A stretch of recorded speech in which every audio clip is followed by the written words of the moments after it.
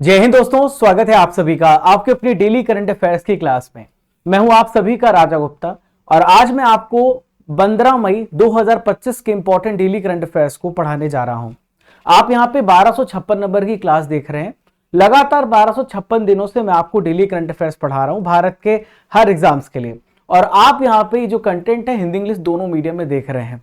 आपको इस क्लास में स्टैटिक जीके का पूरा भंडार मिलता है। तो एक कंप्लीट पैकेज है क्लास। YouTube में सबसे कम समय में सबसे बेस्ट क्वालिटी के साथ मैं आपको करंट अफेयर्स देता हूं। सेशन शुरू करने से पहले आपके लिए मोटिवेशन थॉट जो आपको चार्ज अप रखेगा और आपको बहुत ही ऊर्जावान बनाएगा।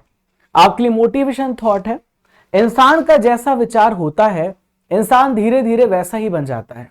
बिल्कुल दोस्तों, बिल्कुल ये बात सच है, 100% ये बात फैक्ट है। मैंने इस चीज को अपनी लाइफ में अपनाया है। आज मैं जो भी हूं अपने विचारों की वजह से हूं। जितने भी बड़े बड़े लोग जहां भी हैं वो अपने विचारों की वजह से हैं। आप भी जहां पे पहुंचोगे अपने विचारों की वजह से हो।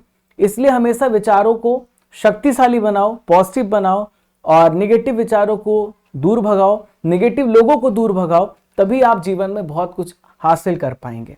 आइए देखते हैं आज का सबसे पहला इंपॉर्टेंट क्वेश्चन जो आप सभी की स्क्रीन पर दिख रहा है। भारत के 52 नंबर के चीफ जस्टिस कौन बने हैं? Who has been appointed as the 52 chief justice of India? तो भारत के 52 नंबर के जो चीफ जस्टिस बने हैं वो है भूषण रामकृष्ण गवई। इनके बारे में मैंने पहले ही आपको बताया था और अभी कल इन्होंने अपना जो चार्ज है वो एज्यूम किया है। अदर ऑप्शंस को भी डिस्कस करते फिर आगे बढ़ते। देखिए संजीव खन्ना जो है ये 51 नंबर के सीजीआई थे, तो आप ये भी नोट कर लीजिए। भूषण राम कृष्ण गवई या BR गवई ये 52 नंबर के सीजीआई हैं। HJ कानिया हमारे सुप्रीम कोर्ट के सबसे पहले सीजीआई, फर्स्ट सीजीआई थे। जस्टिस लीला सेठ सबसे पहली महिला सीजीआई है, सबसे पहली महिला वीमेन, आप नोट करिएगा, सबसे पहली महिला सीजीआई जस्टिस लीला सेठ थी। ठीक है, आइए यहां पे पूरा डिटेल से डिस्कस करते इस प्रश्न को। आप मेरे पीछे इनकी तस्वीर देख रहे हैं, ये है BR गवई। इनका नाम है भूषण रामकृष्ण गवई, जो कि 24 नवंबर 1960 को इनका जन्म हुआ था अमरावती महाराष्ट्र में। तो ये किस राज्य से संबंधित है? महाराष्ट्र राज्य से संबंधित है, ये बात आपको ध्यान में रखना है। इनका अमरावती जन्म स्थान है। देखिए ये 14 मई 2025 को यानी कल इन्होंने चीफ जस्टिस के रूप में शपथ ली, ओथ ली है। और ये किनको रिप्लेस करके आए हैं? तो संजीव खन्ना को रिप्लेस करके आए हैं, ये बात आपको ध्यान में रखना है। अब देखिए हमारे देश के जो सीजीआई हैं इनको शपथ कौन दिलाता है? तो हमारे देश के जो प्रेसिडेंट हैं द्रौपदी मुर्मू, जो कि भारत के 15 नंबर के प्रेसिडेंट हैं, भारत के सबसे पहले ट्राइबल प्रेसिडेंट हैं। और ये बात आपको भी नोट करना है, एग्जाम में आ सकता है। तो सीजीआई पद की शपथ दिलाने का काम देश के राष्ट्रपति का होता है और इन्होंने यहां पे शपथ दिलाई, ओथ दिलाई है। आप यहां पर देख सकते हैं जो सीजीआई गवई है ये सेकंड दलित और पहले बौद्ध चीफ जस्टिस है। ये भी एग्जाम में आ सकता है। लेकिन अगर आपसे पूछा जाए सबसे पहले दलित सीजीआई कौन थे, तो ये थे KG बालकृष्णन, जो 2007 में सबसे पहले सीजीआई बने थे। 1987 में बॉम्बे हाई कोर्ट में वकील के रूप में उन्होंने प्रैक्टिस करना स्टार्ट किया और अब भारत के सीजीआई बन गए हैं। मैं आपको कुछ कंडीशन, क्वालिफिकेशन बता देता हूं अगर किसी व्यक्ति को सीजीआई बनना है। तो पहली कंडीशन है आप हाई कोर्ट में 5 साल के लिए सीजे रहे हों, यानी हाई कोर्ट के चीफ जस्टिस रहे हों, या आपने 10 साल तक हाई कोर्ट में वकालत करी हो, या फिर आप जो राष्ट्रपति की नजर में या बहुत ही एमिनेंट ज्यूरिस्ट हैं, बहुत आपको नॉलेज है, आपको लॉ का बहुत नॉलेज है। इन 3 कंडीशन के आधार पर आपको सीजीआई या फिर सुप्रीम कोर्ट का जज बनाया जाता है। अब आपको यह भी ध्यान रखना है कि जो जस्टिस गवई है इनका कार्यकाल बहुत सालों के लिए नहीं होने वाला, कुछ ही महीनों के लिए होने वाला है। 23 नवंबर 2025 को रिटायर हो जाएंगे। केवल 6 महीनों के लिए ये सीजेआई बने हैं। ये मुख्य न्यायाधीश के पद पर रहेंगे केवल 6 महीनों के लिए, 6 मंथ्स के लिए। ठीक है, अब उसके बाद फिर कौन कौन सीजेआई होंगे ये भी मैं आपको पढ़ा देता हूं। तो 53 नंबर के सूर्यकांत होंगे। आप मेरे पीछे की तस्वीर देख सकते हैं, 24 नवंबर 2025 से 9 फरवरी 2027 तक। 54 नंबर के सीजीआई विक्रमनाथ होंगे, जो 7 फरवरी 2027 से 23 सितंबर 2027 तक सीजीआई रहेंगे। 55 नंबर के BV नागरत्ना रहेंगे, 24 सितंबर 2027 से 29 अक्टूबर 2027 तक भारत की पहली मुख्य न्यायाधीश होंगी। 56 नंबर के न्यायमूर्ति PS नरसिम्हा होंगे, जो कि 30 अक्टूबर 2027 से 3 मई 2028 तक ये यहाँ पे CJI रहेंगे। तो मैंने आपको 56 नंबर तक बता दिया है। और 57 नंबर के होंगे JB पारदीवाला, जो कि 3 मई 2028 से लेकर 11 अगस्त 2030 तक CJI रहेंगे। तो आपने पूरी कंप्लीट नॉलेज जानी। मैं आपको थोड़ा सुप्रीम कोर्ट के बारे में भी नॉलेज दे देता हूं। सुप्रीम कोर्ट हमारे संविधान के पार्ट 5 में इसके बारे में मेंशन है। और हमारी जो सुप्रीम कोर्ट है वो फेडरल जुडिशरी है, यानी कि सबसे पहले सुप्रीम कोर्ट आता है, राज्यों में हाई कोर्ट आता है, और जो जिला है वहां पे डिस्ट्रिक्ट कोर्ट आते हैं, वहां पे सेशन कोर्ट लगते हैं। हमारे संविधान के आर्टिकल 124 में बताया गया है कि भारत का जो सर्वोच्च न्यायालय है वो एक प्रकार का न्यायिक इकाई है, वो यहाँ पे जुडिशरी बॉडी है। हमारे सुप्रीम कोर्ट की स्थापना 28 जनवरी 1950 को हुई थी, जिसका आपको लोकेशन न्यू दिल्ली में देखने को मिलेगा। अभी प्रेजेंट में जो मैक्सिमम स्ट्रेंथ है हमारे यहाँ सुप्रीम कोर्ट की CJI और अदर जजेस 33 अदर जजेस और एक CJI होंगे। BR गवई अभी वहां पे वर्तमान मुख्य न्यायाधीश बने, जो मैं आपको बता चुका हूं। क्लियर है? तो आर्टिकल 124 से लेके 147 तक सुप्रीम कोर्ट के ऑर्गेनाइजेशन, उसके पावर्स, उसके जो यहाँ पर जो सारी प्रोसेस है, उन सब के बारे में यहाँ पे बताया गया है। और इन सभी को हमने अमेरिका से लिया है। ठीक है, इंडिपेंडेंस ऑफ जुडिशरी हमने अमेरिका से लिया है। आप मेरे पीछे इनकी तस्वीर देख सकते हैं। पहले मुख्य न्यायाधीश हरिलाल जे कानिया थे। कितनी वेतन मिलती है सुप्रीम कोर्ट के जज को? 2,80,000 रुपए। जो CJI होता है उसको यहाँ पे इतना पैसा मिलता है। और भी बहुत सारे अलाउंस होते हैं, बहुत सारी सुविधाएं होती हैं उनको। यहाँ पे ट्रांसपोर्ट अलाउंस मिलता है, गवर्नमेंट हाउस मिलता है, मेडिकल फैसिलिटीज मिलता है। तो जो पूरी सैलरी होती है पूरी सेविंग्स में जाती है। आइए देखते हैं दूसरा important question, very very important. UPSC के अध्यक्ष कौन बने हैं? Who has become the chairman of union public service commission? तो UPSC के अध्यक्ष बने हैं अजय कुमार। क्या नाम है इनका? अजय कुमार। अदर ऑप्शन को भी डिस्कस करते हैं। तो राहुल भावे IFCI के प्रेसिडेंट हैं। ठीक है, IFCI के प्रेसिडेंट है। अजय सेठ फाइनेंस कमीशन, ठीक है, फाइनेंस सेक्रेटरी है। ठीक है, सुनील कक्कर जो है सुजुकी मोटर्स के MD हैं। तो यहां पर हम अजय कुमार के बारे में जानेंगे जो UPSC के अध्यक्ष बने किनके स्थान पर। तो आप यहां पर अजय कुमार को देख रहे हैं, प्रीति सूदन के स्थान पर बने हैं। प्रीति सूदन जो थी ये सबसे पहली महिला UPSC अध्यक्ष थी। इनका कार्यकाल समाप्त हो गया है और इनकी जगह पे अजय कुमार यहाँ पे UPSC के अध्यक्ष बनाए गए हैं। He is now the chairman of UPSC। तो पहले अजय कुमार जो थे ये IAS रिटायर्ड ऑफिसर हैं। इसके अलावा हमारी भारत की जो रक्षा सचिव यानी रक्षा मंत्रालय, उसमें रक्षा सचिव थे, डिफेंस सेक्रेटरी थे। इसके अलावा अनुराधा प्रसाद को UPSC का मेंबर भी बनाया गया, ये भी आपको ध्यान में रखना है। अब UPSC के बारे में बात आई है तो UPSC 315 से लेके 323 तक है और ये कॉन्स्टिट्यूशनल बॉडी है। जब अंग्रेजों का शासन था तब इसकी स्थापना हो गई थी 1926 में, 1 अक्टूबर को इसकी स्थापना हो गई थी। और इसका जो मेन फंक्शन होता है कि A और B लेवल के जितने भी टॉप लेवल के ऑफिसर्स होते हैं उनका रिक्रूटमेंट करना। आप रिजल्ट तो देखते ही हैं। भारत के राष्ट्रपति इनकी अपॉइंटमेंट करते हैं, लेकिन सजेशन कौन देता है? हमारी कैबिनेट देती है। क्लियर है? इनका कार्यकाल 6 साल का होता है। रिटायरमेंट की एज 65 साल की आई होती, जो भी पहले हो जाएगा वो इनका कार्यकाल होगा। प्यारे साथियों, अगर आप पहली बार मेरे साथ जुड़ रहे हैं तो Raja Gupta current affair Telegram channel को ज्वाइन कर लेना, जहां पर आपको रेगुलर इंपॉर्टेंट PDF, क्लास की नोटिफिकेशन और हमारी कम्युनिटी और बड़ी होगी, हमारा परिवार और बड़ा होगा। तो आप सभी दोस्तों को शेयर भी करिए इस चैनल को और इसका फायदा उठाइए।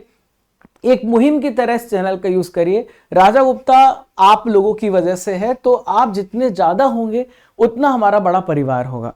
दोस्तों आप यहां पर देखिए नंबर है, इस नंबर पे आप कांटेक्ट कर सकते हैं अगर आपको कोई भी इशू है, कोई भी क्वेरी है स्टडी रिलेटेड। क्वेश्चन नंबर 3 आइए देखते हैं। हाल ही में केंद्र सरकार ने किस दिन को आयुर्वेद दिवस के रूप में घोषित किया है? Which day has been declared as the Ayurved Day by the Union Government? तो यहां पर आपको ध्यान रखना है 23 सितंबर को मनाया जाएगा आयुर्वेद डे, आयुर्वेद दिवस। अदर ऑप्शंस को डिस्कस करते फिर आगे बढ़ेंगे। तो यहां पे 8 सितंबर को मनाया जाता है विश्व साक्षरता दिवस, वर्ल्ड लिटरेसी डे, विश्व साक्षरता दिवस मनाया जाता है। 14 सितंबर को हम क्या मनाते हैं? राष्ट्रीय हिंदी दिवस, national Hindi day, national Hindi day हम मनाते हैं, ठीक है, इसको नोट करिएगा। और 10 जनवरी को हम यहाँ पे विश्व हिंदी दिवस मनाते हैं। 15 सितंबर को इंजीनियर्स डे मनाते हैं, इंजीनियर्स डे मनाते हैं 15 सितंबर को, ये पॉइंट्स आप भी नोट कर लेना। तो 23 सितंबर को हम मनाते हैं आयुर्वेद दिवस के रूप में, केंद्र सरकार ने इसकी यहाँ पे घोषणा करी है। तो इसकी ऑफिशियल यहाँ पे अनाउंसमेंट हमारी सेंट्रल गवर्नमेंट ने किया है। अब तक जो आयुर्वेद दिवस होता था धनतेरस के दिन मनाया जाता, धनतेरस दीपावली के पहले आता है, जहां पर आप बहुत सारे सामान खरीदते हैं, बहुत ही शुभ दिन होता है। आप अपने घर पर गाड़ी लाते हैं, आप बहुत सारे सामान लाते, बर्तन लाते हैं, अलग अलग चीज लोग खरीदते हैं, इसको बहुत ही शुभ माना जाता है। उसी दिन आयुर्वेद दिवस मनाया जाता था। लेकिन दोस्तों प्रॉब्लम यह है कि हमारे हिंदू कैलेंडर के हिसाब से धनतेरस बदलता रहता है, कोई फिक्स नहीं था। तो 23 सितंबर को हमने डिक्लेयर किया कि हम इसे फिक्स कर देते हैं, ताकि लोग आयुर्वेद के बारे में इंपॉर्टेंट समझे। आयुर्वेद बहुत इंपॉर्टेंट है, जो बिना साइड इफेक्ट के आपकी बीमारियों को जड़ से ठीक करता है। तो हिंदू कैलेंडर पर आयुर्वेद जो था दिवस बार बार बदल जाता था, इसलिए हमने इसको 23 सितंबर को फिक्स किया। और 23 सितंबर एक बहुत ही स्पेशल डे है, क्योंकि इस दिन आपका जो दिन और रात की जो लेंथ होती है वो बराबर होती है, और इसे हम क्या बोलते हैं, इसे हम शरद विषुव बोलते हैं, यानी ऑटोनमल इक्विनेक्स बोलते हैं। होता क्या है कि हमारी जो धरती है, आप इक्वेटर यहां पर देख रहे हैं, तो हमारी जो धरती है सूर्य के ठीक सामने होती है, लंबवत यहाँ पे जो लाइट है बराबर पड़ती, इक्वेटर पे पड़ती, इसलिए दिन और रात की लंबाई एक जैसी होती है, ठीक है। तो ये जो बहुत एस्ट्रोनॉमिकल फिनोमेना है, खगोलीय घटना है, ये हमारे प्रकृति में संतुलन को बताती है, ठीक है। तो आयुर्वेद दर्शन के साथ पूर्ण रूप से मेल खाती है। मन, शरीर और आत्मा के बीच में संतुलन आयुर्वेद दर्शन कराता है। दोस्तों हाल ही फिलहाल में बहुत सारे इंपॉर्टेंट डेज घोषित हुए हैं, तो मैं आपको सारे इंपॉर्टेंट डेज भी पढ़ा देता हूं ताकि आपका रिवीजन हो जाए। हाल ही में 27 जनवरी को उत्तराखंड ने डिसाइड किया है कि वो यूसीसी डे मनाएंगे, और ये पहला स्टेट है जिसने यूसीसी को इंप्लीमेंट किया है। 10 सितंबर को प्रवासी राजस्थान दिवस मनाया जाएगा।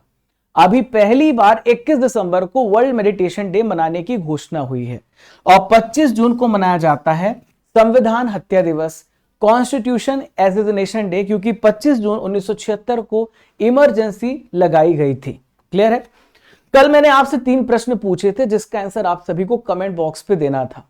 कौन सी गैस ओजोन परत को सबसे ज्यादा नष्ट करती है? तो क्लोरोफ्लोरोकार्बन है, जो हमारे रेफ्रिजरेटर से और एसी से, बहुत सारे डिवाइसेस से रिलीज होती है। हालांकि अब धीरे धीरे इसकी जो वॉल्यूम है लगभग खत्म ही हो गई है। फतेहपुर सीकरी का निर्माण किसने कराया था? तो अकबर ने जीत पर करवाया था। राष्ट्रीय युवा दिवस कब मनाया जाता है? तो 12 जनवरी को मनाया जाता है। हम 12 अगस्त को विश्व युवा दिवस मनाते हैं, ये भी आपको ध्यान में रखना है। अब मैं आपसे 3 प्रश्न पूछ रहा हूं। मोबाइल का आविष्कार किसने किया? Who discovered, who invented the first cell phone? भारतीय सिनेमा का जनक किसे कहा जाता? Who is known as the father of Indian cinema? Zakir Hussain का रिलेशन किस से है? आपको इन तीनों प्रश्नों का उत्तर कमेंट बॉक्स पे देना है। आइए देखते हैं चौथा क्वेश्चन। अनीता आनंद किस देश की विदेश मंत्री बनाई गई हैं? Anita Anand has become the foreign minister of which one of the following country? तो आपको ध्यान में रखना, कनाडा इसका राइट आंसर हो जाएगा। कनाडा की विदेश मंत्री बनाई गई अनीता आनंद। आइए जानते हैं अनीता आनंद के बारे में। तो कनाडा की जो नई सरकार है, इन्होंने अनीता आनंद को फॉरेन मिनिस्टर बनाया। जैसे हमारे फॉरेन मिनिस्टर जो है सुब्रमण्यम साहब हैं, वैसे ही कनाडा में आपको पता है कि कनाडा के मार्क कार्नी साहब जो हैं वो वहां के प्राइम मिनिस्टर बने हैं। ठीक है, तो आपको ध्यान में रखना है, अभी यहां पर अनीता आनंद को विदेश मंत्री बनाया गया है। तो लिबरल पार्टी से इनका रिलेशन है। कनाडा की सरकार में रक्षा मंत्री की अहम जिम्मेदारी भी इनको दी जा चुकी है पहले भी। तो अब यहां पर ये फॉरेन मिनिस्टर का रिस्पॉन्सिबिलिटी संभालेंगी। ठीक है, तो सबसे विशेष बात यह है कि भारतीय मूल की हैं, और इन्होंने जो शपथ लिया भगवत गीता, आपको पता है भगवत गीता अगर आपने इसका अनुसरण कर लिया तो जीवन की सारी समस्याओं का हल आपको भगवत गीता में मिल जाएगा। तो इन्होंने भगवत गीता पर हाथ रख करके शपथ लिया, आप यहां पर देख सकते हैं। तो भारतीय मूल की हैं अनीता आनंद। इनका जन्म 1967 को कनाडा के नोवा स्कॉटिया के कैंटविल इलाके में हुआ है। इनके मदर फादर का रिलेशन भारत से रहा है, इस वजह से इनको हम यहां पर भारतीय मूल का कहते हैं, और ये क्वेश्चन आपके एग्जाम में आ सकता है। आइए जानते हैं कि कनाडा की गवर्नमेंट में और कौन कौन से लोग हैं जो कि भारतीय मंत्री हैं। तो पहला नाम आता है मनिंदर सिद्धू का, जो कि इंटरनेशनल ट्रेड मिनिस्टर है। फिर है दोस्तों यहां पर देखिए रूबी सहोता, तो ये अपराध का मुकाबला एक मंत्रालय है, उसके यहां पर बनाए गए हैं। रणदीप सराय अंतरराष्ट्रीय विकास में, ठीक है, ये सारे मंत्री हैं जो कि कनाडा गवर्नमेंट में सर्व कर रहे हैं। क्वेश्चन नंबर 5 पे आइए बढ़ते हैं। देश का छठवां सेमीकंडक्टर प्लांट कहां पर स्थापित किया गया है? Where will be country 6 semiconductor plant will be set up. तो छठा जो यहां पे सेमीकंडक्टर प्लांट है वो जेवर उत्तर प्रदेश में स्थापित किया गया। ये जानते हैं इसके बारे में क्या क्या डिटेल्स है। तो भारत सरकार ने अभी रिसेंटली में घोषणा करी है कि भारत का 6 सेमीकंडक्टर प्लांट स्थापित किया जाएगा और इसको रिसेंटली में अप्रूवल दिया है। The government of India has approved setting up India 6 semiconductor plant near the Jewar international airport that is located in Uttar Pradesh. ठीक है, तो जेवर में जो सेमीकंडक्टर प्लांट बनाया जा रहा है तो भारत की HCL है इसमें और एक ताइवान की कंपनी, इसका नाम है फॉक्सकॉन, दोनों मिलकर के इसको यहां पे सेमीकंडक्टर प्लांट को एस्टेब्लिश कर रहे हैं। और इसमें जो टोटल इन्वेस्टमेंट आ रहा है इस प्लांट में वो 3700 करोड़ रुपए का आ रहा है। तो इस प्लांट में होगा क्या, जो मोबाइल फोन है, आपकी पर्सनल कंप्यूटर है और लैपटॉप्स है, बहुत सारे आपके जो चिप्स इसमें लगते हैं, उन सभी जगहों पर आपका जो चिप्स होता है वो सेमीकंडक्टर से ही बनता है। तो इन सब की मैन्युफैक्चरिंग यहीं पर होगी। इससे भारत में सस्ते फोन्स बनेंगे और हम दूसरे देशों को बेचेंगे तो इकोनॉमिकली हमको बहुत बेनिफिट होगा, हमको और पैसे मिलेंगे, डोमेस्टिक रूप में भी हम मजबूत होंगे। तो यहां पे भारत को हमें इलेक्ट्रॉनिक हब बनाना है, इलेक्ट्रॉनिक मैन्युफैक्चरिंग में आगे लेके जाना है। तो दिसंबर 2022 में सेमीकंडक्टर मिशन हमने स्टार्ट किया था कि हम खुद का सेमीकंडक्टर किंग बनेंगे। ठीक है, तो अभी यहां पर आप देखो कि 6 प्लांट हो चुके हैं। तो देश में जो पहले से 5 सेमीकंडक्टर इकाइयां हैं जान लेते हैं। तो गुजरात के साणंद में 3 सेमीकंडक्टर यूनिट स्थापित ऑलरेडी सेटअप है। फिर गुजरात के धोलरा में चौथा बनाया गया सेमीकंडक्टर फैब इकाई और इसकी स्थापना हो चुकी है। ठीक है, और फिर यहां पे 5वां है Tata semiconductor assembly and test private limited, ये असम के मोरी गांव में स्थापित किया गया। छठा मैंने आपको बताया जो कि यूपी में स्थापित किया गया है। आप जानते हैं सेमीकंडक्टर होता क्या है? तो सेमीकंडक्टर एक ऐसा मटेरियल होता है जिसकी कंडक्टिविटी ना तो ज्यादा होती है और ना ही कम होती है, बीच का होता है। ठीक है, तो ये जरूरत पड़ने पर यहां पर इसमें कंडक्टिविटी बढ़ जाती है और इंसुलेटर की तरह भी काम करता है, जैसे कि ग्लास। तो यहां पर silicon germanium basically important semiconductor है जिसका हम यूज करते हैं। ठीक है, तो ये विद्युत प्रवाह को नियंत्रित करने में सक्षम होते हैं। इलेक्ट्रॉनिक डिवाइसेस में इनका बहुत बड़ा रोल है। आप ट्रांजिस्टर देखिए, आप डायोड देखिए, आईसी देखिए, उन सब में आपको यहां पे सेमीकंडक्टर का यूज देखने को मिलेगा। आप लेजर, सेंसर, फोटोवोल्टेइक सेल, इन सब में सेमीकंडक्टर का इस्तेमाल किया जाता है। आज की नॉलेज की फैक्ट्री में भारत के प्राइम मिनिस्टर और उनके मंत्री परिषद से रिलेटेड इंपॉर्टेंट फैक्ट्स को जानने वाले हैं जो आपके एग्जाम में आएगा। अगर आपको देश का प्रधानमंत्री बनना है तो आपकी कम से कम कितनी एज होनी चाहिए? तो आप 25 साल की होनी चाहिए। ठीक है, तो राज्यसभा में अगर आपको राज्यसभा का या राष्ट्रपति बनना है तो आपकी 35 वर्ष उम्र होनी चाहिए। संसदीय शासन प्रणाली सबसे पहले किस देश में लागू हुई? तो ब्रिटेन में लागू हुई और हमने ब्रिटेन से बहुत कुछ बारो किया है। ठीक है, भारत के प्रधानमंत्री का अपॉइंटमेंट कौन करता है? तो देश का राष्ट्रपति करता है। योजना आयोग का अध्यक्ष कौन होता है? तो प्राइम मिनिस्टर होता है। परियोजना आयोग बंद हो गई, अब नीति आयोग आ गई है, तो आप याद रखना नीति का आयोग का भी अध्यक्ष प्राइम मिनिस्टर होता है। संघीय मंत्रिमंडल की बैठक का सभापति कौन रहता है? तो ये देश का प्रधानमंत्री प्राइम मिनिस्टर रहता है। प्रधानमंत्री का कार्यकाल कितने वर्ष का होता है? 5 वर्ष का होता है। अगर नो कॉन्फिडेंस मोशन या उनके सांसदों ने समर्थन खींच लिया या फिर उनको मेजोरिटी प्राप्त नहीं तो पहले भी प्रधानमंत्री इस्तीफा देना पड़ सकता है। प्रधानमंत्री पद से त्याग पत्र देने वाले भारत के सबसे पहले प्राइम मिनिस्टर मोरारजी देसाई हैं। इनके पास एक और रिकॉर्ड है, सबसे ज्यादा बजट पेश करने का 10 बार। सबसे अधिक समय तक प्रधानमंत्री रहने वाले जवाहरलाल नेहरू हैं। दूसरे नंबर पे प्राइम मिनिस्टर मोदी हैं। भारतीय संविधान के अनुसार तथ्यात्मक संप्रभुता आपसे पूछी जा रही है।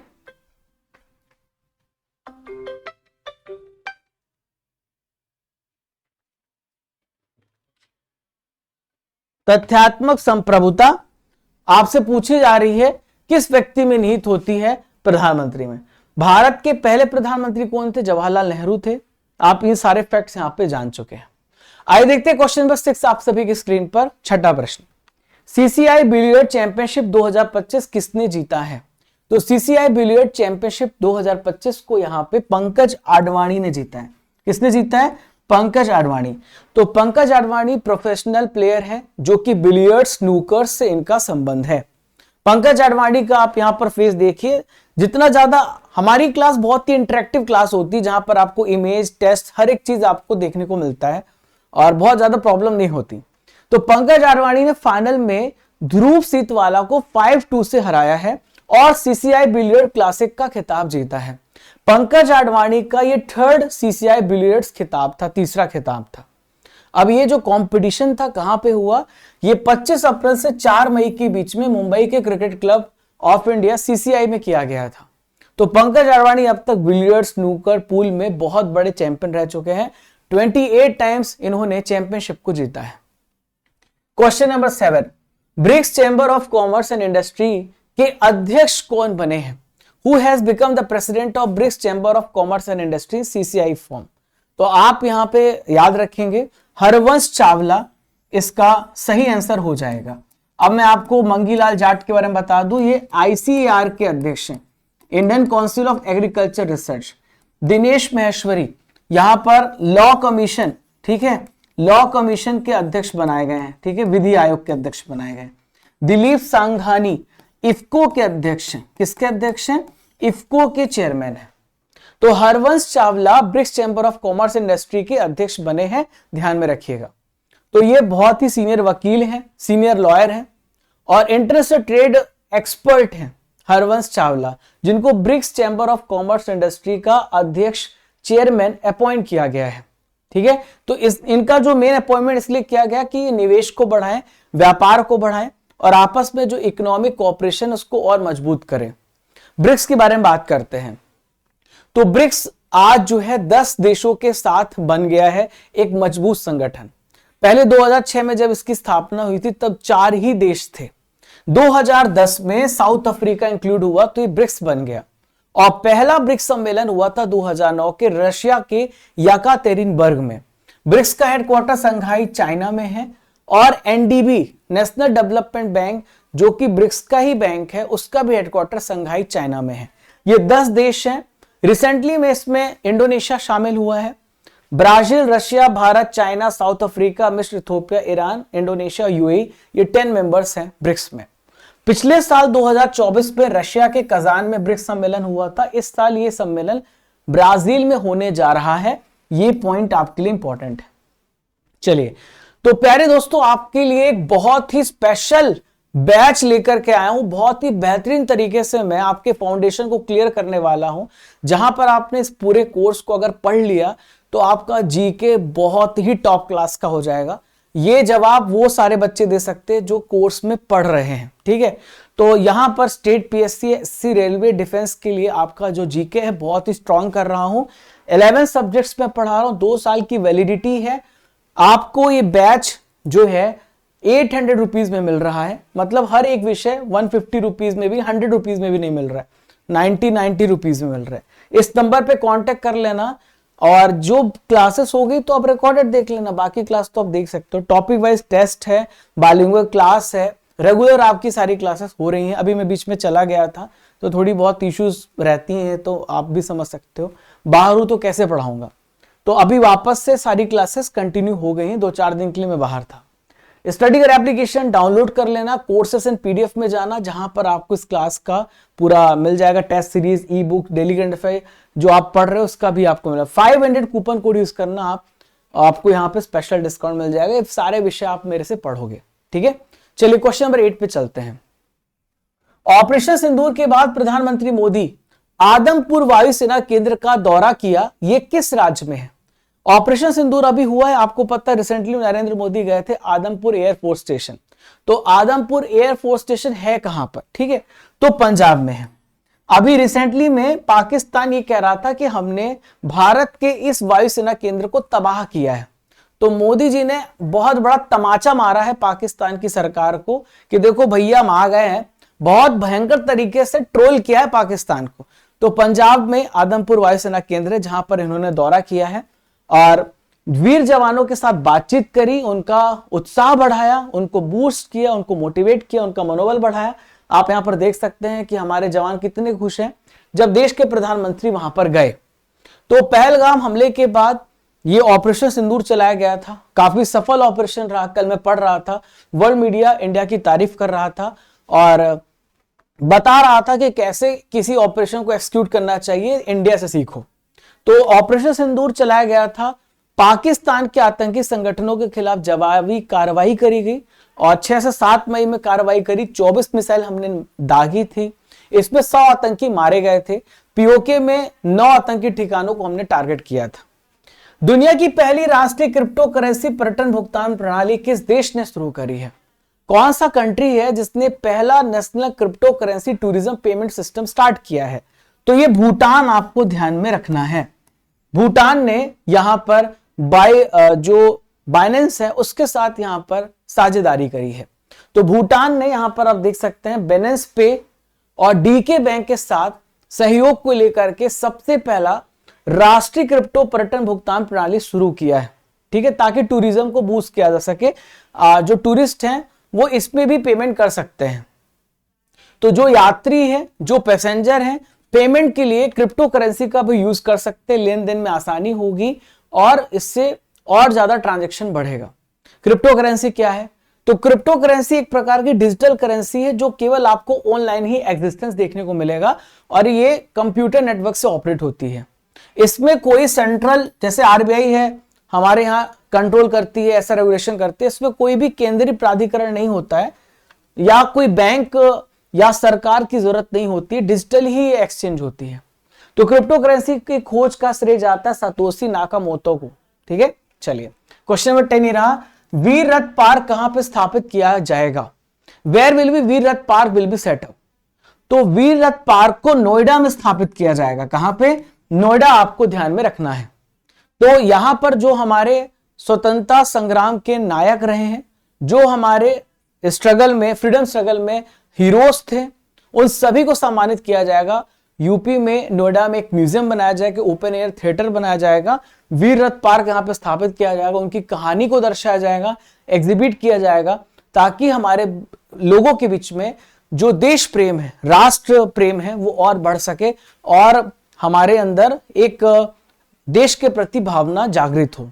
तो Noida, greater Noida express way के पास नलगढ़ गांव है, जहां पे 32 स्वतंत्रता सेनानियों की विरासत को संरक्षित किया जाएगा और उसे प्रदर्शित किया जाएगा।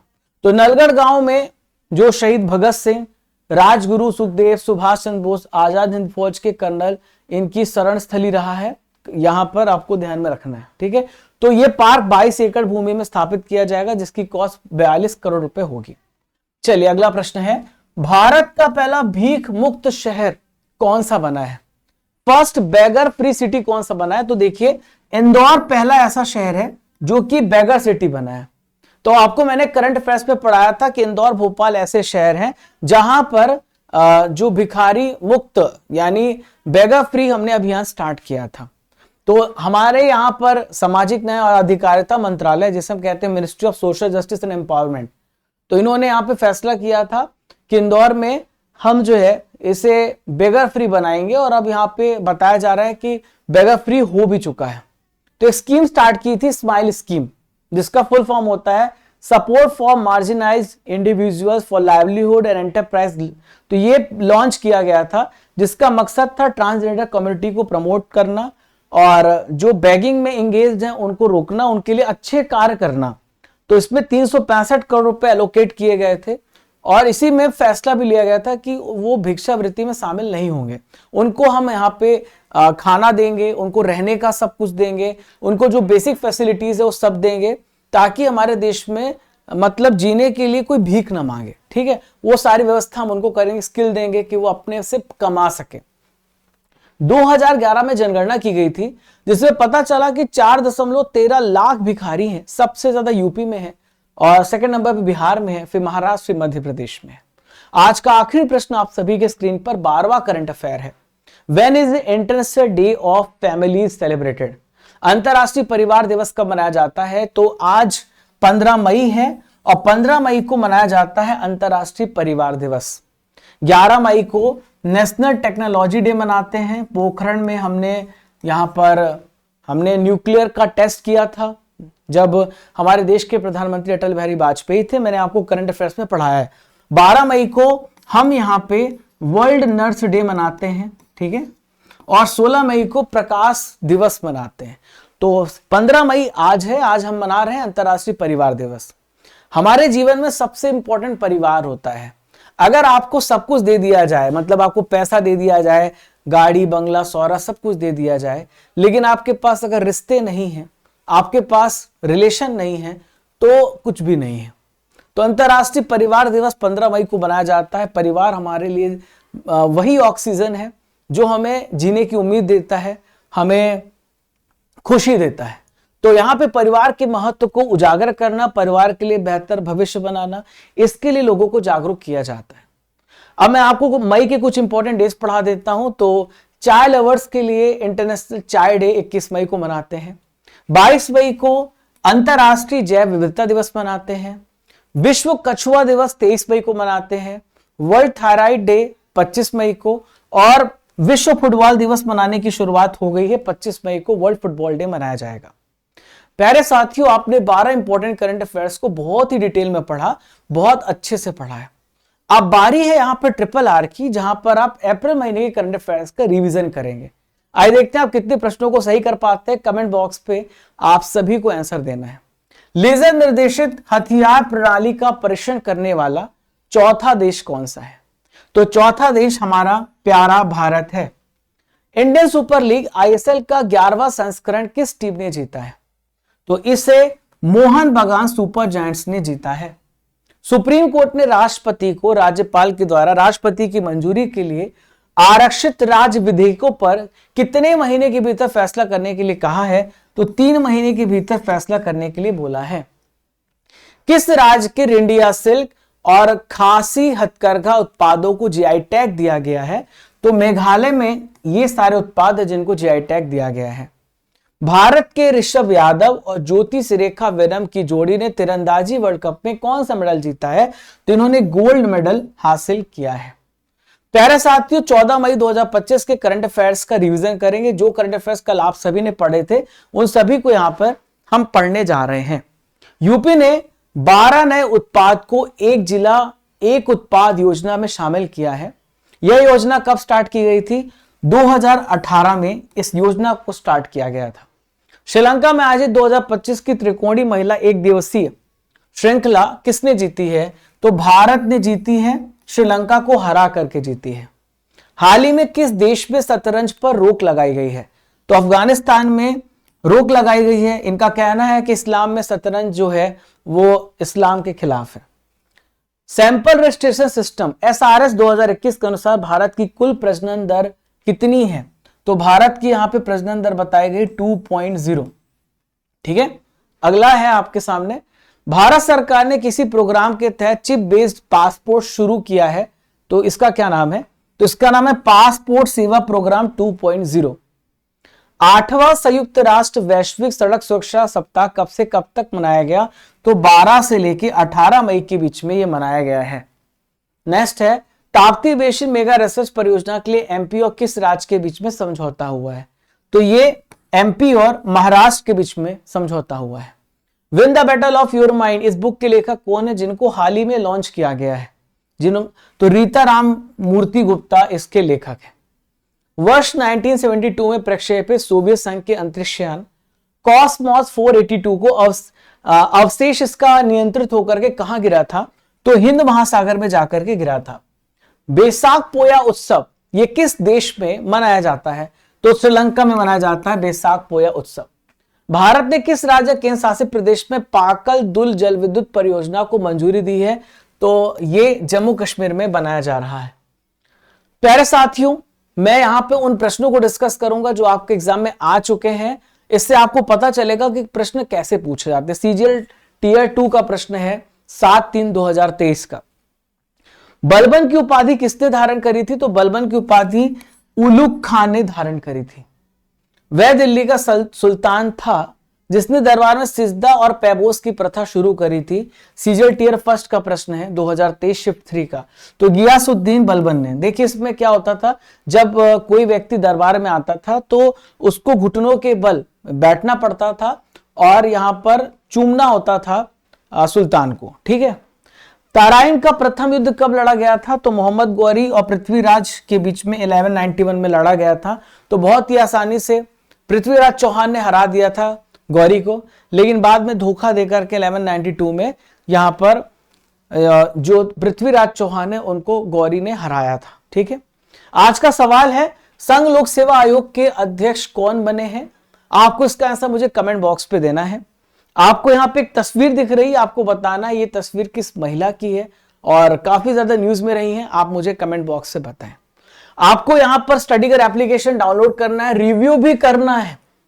इतना तो आप कर सकते हो कि आपको इतनी सारी फैसिलिटी मिल रही है तो आप रिव्यू भी करो, अपनी रेटिंग्स दो। जैसी आपको रेटिंग पता चलती है, समझ में आती है कि ऐसा हमको इस एप्लीकेशन में फायदा हो रहा है, तो एप्लीकेशन डाउनलोड करेंगे, कोर्सेस एंड पीडीएफ में जाएंगे। 2024-2025 की मंथली करंट अफेयर्स की आप यहां पर जो है 12 महीने की पीडीएफ को डाउनलोड कर सकते हैं। आप यहां पर अर्जुन जीएस फाउंडेशन बैच है, 1000 topic wise static PDF, current affair PDF. एक बहुत बड़ी खुशखबरी है कि हम समर सेल चला रहे हैं, हमारी 4 बुक है। हमने थ्योरी की स्टैटिक जीके बुक लॉन्च करी हिंदी इंग्लिश मीडियम में और एक ऑब्जेक्टिव बुक भी हमने लॉन्च करी है। तो इसमें आपको 45% तक का ऑफ मिल रहा है, आपको कूपन कोड लगाने की जरूरत नहीं है। तो आप डिस्क्रिप्शन बॉक्स में, कमेंट बॉक्स पे, मैं टेलीग्राम में भी आपको लिंक शेयर कर दूंगा, वहां से आप बुक ऑर्डर कर सकते हैं। हिंदी इंग्लिश दोनों मीडियम में हमने बुक लॉन्च करी है। आप टेस्ट पास में 4000 प्लस टेस्ट आपको मिलता है। आप बैंकिंग, एसएससी, रेलवे, हर एग्जाम के टेस्ट को प्रैक्टिस कर सकते हैं। आप करंट अफेयर्स के पैकेज में जाइएगा, जहां पर आपको monthly current affairs, Hindi English medium में मैराथन क्लास पीडीएफ और प्यारे दोस्तों 12 महीने की PDF, Raja Gupta current affair Telegram channel को ज्वाइन कर लेना। ये मेरा इंस्टाग्राम हैंडल है rajaGupta_official, आप मुझे इसमें मैसेज कर सकते हैं। अप्रैल महीने की ई बुक्स भी आप यहीं से डाउनलोड कर सकते हैं। तो ये सारी फैसिलिटीज आपको यहाँ पे दी जाती है। बहुत सारी क्लासेस ऐसी होती रहेंगी चैनल पर। अगर आप पहली बार आए तो सब्सक्राइब कर लीजिए ताकि मेरे जो वीडियोस हैं आपको रेगुलर मिलते रहें और आप हमारे साथ जुड़े रहें। मिलते हैं साथियों, अपने सपनों को पूरा करना है हमें और आप दोनों को, और ऐसे ही पढ़ते रहिए। जय हिंद, जय भारत। जब तक तोड़ेंगे नहीं तब तक छोड़ेंगे नहीं। आपका दिन बहुत ही शुभ हो, शानदार हो।